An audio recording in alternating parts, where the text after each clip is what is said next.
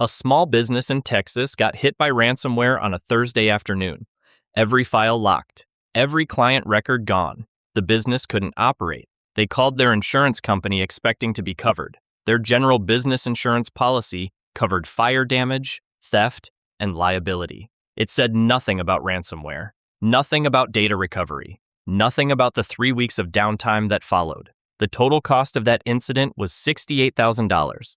Every cent came out of the business. They had insurance, it just wasn't the right insurance. This video is about cyber insurance, what it actually is, what it covers, what it doesn't, and how to make sure you're not the business owner who finds out the hard way that the policy you've been paying for doesn't cover the incident that just happened. Let's start with the basic question. What is cyber insurance, and why does it exist separately from regular business insurance?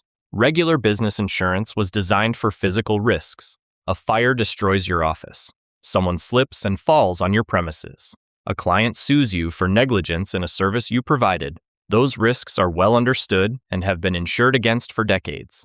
Cyber risk is different.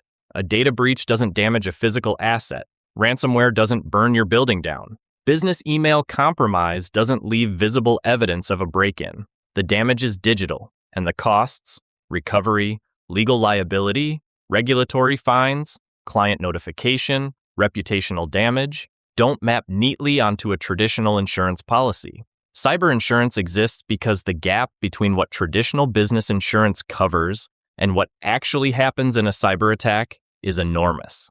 And for small businesses, that gap is where the financial damage lives. Here's what cyber insurance typically covers, and I say typically because policies vary significantly and the details matter more than most people realize. The first category is incident response costs. When an attack happens, you need people to figure out what happened, contain it, and start recovery. Forensic IT specialists, security consultants, the professionals who come in and tell you the extent of the breach.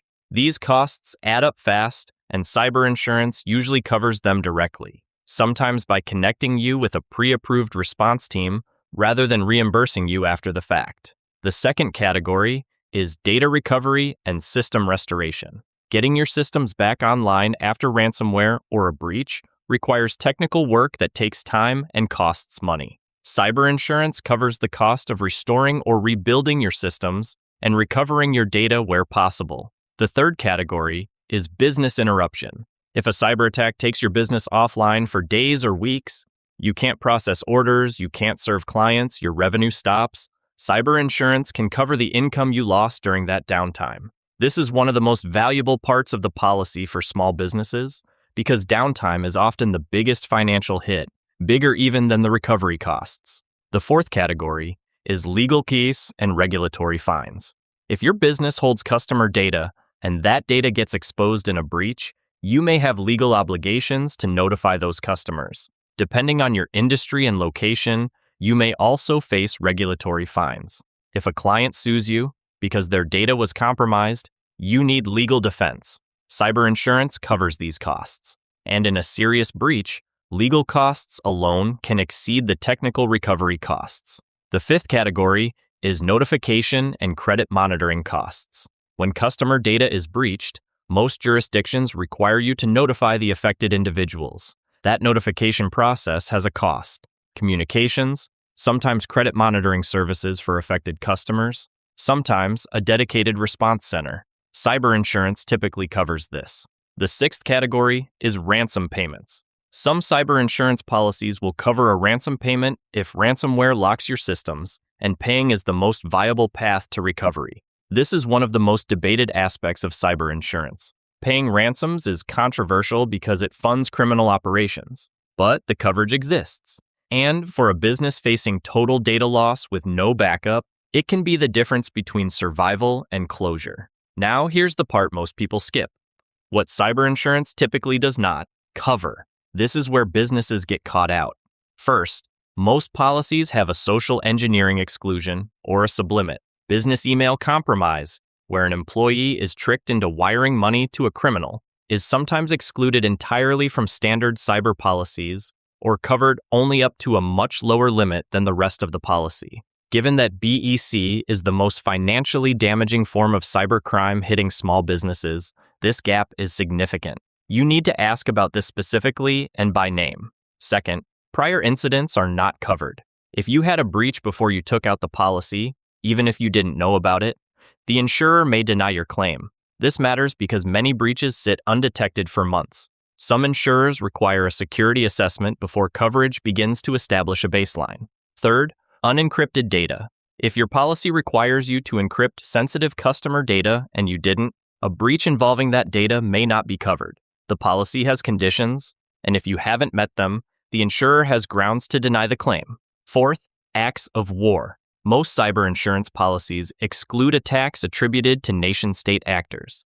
This became a significant legal issue when NotPetya, a cyber attack attributed to the Russian government, hit businesses globally in 2017, and some insurers attempted to invoke the war exclusion to deny claims.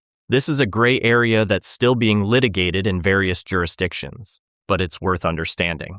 Fifth, your own employees. Deliberate acts by an employee, an insider threat, may not be covered under a standard cyber policy. If a staff member intentionally exfiltrates customer data or deliberately causes damage, that falls into a different insurance category. Understanding what isn't covered is as important as understanding what is. The instinct most business owners have is to buy a policy and assume they're protected. The reality is that the protection is only as good as the specific language in the document, and that language varies enormously between providers. Now, let's talk about how to actually get the right policy. The first step is understanding what you actually need to protect. Make a simple list. What data does your business hold? How does money move through the business? What systems does the business depend on to operate? And what would a 1-week outage actually cost you in lost revenue? That picture tells you what coverage you need and at what limits. The second step is asking specifically about BEC coverage. Business email compromise. Ask whether it's covered, up to what limit, and under what conditions. If the answer is vague, push for specifics. If BEC is excluded or significantly sublimited, factor that into your decision. The third step is asking about the incident response process. Some insurers provide direct access to a response team when something happens. You call a number and professionals are deployed. Others reimburse you after the fact for costs you've already paid. The first model is significantly more useful in a real incident because speed matters enormously when an attack is actively in progress. The fourth step is reading the conditions of coverage. Policies often require you to meet certain security standards to remain covered. MFA on email accounts, regular backups, up-to-date software, employee training. These requirements are reasonable and you should be meeting them anyway. But if you're not and you have an incident, the insurer may use your non-compliance to reduce or deny your claim. The fifth step is getting quotes from multiple providers and comparing them on specifics, not just price. Two policies at similar premiums can have dramatically different coverage limits, exclusions, and response processes. The cheapest policy is not always the worst one, but buying on price alone without reading what's actually covered is how businesses end up in the same position as the one in Texas. Here's the honest reality of cyber insurance for small businesses right now. It is not a substitute for good security practices. A policy does not stop an attack from happening. It helps you survive the financial consequences of one that already has.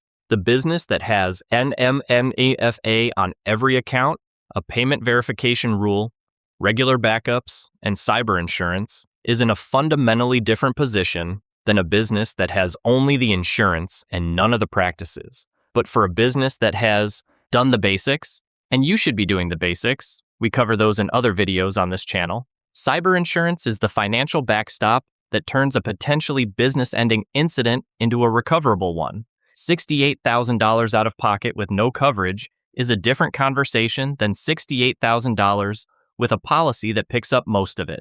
Know what you're buying, know what it covers, know what it doesn't. In the next video, we're going into email spoofing, how criminals send emails that appear to come from your domain without ever hacking your account, why it's easier than most people think, and the specific technical setting that stops it cold. I'll see you in the next video.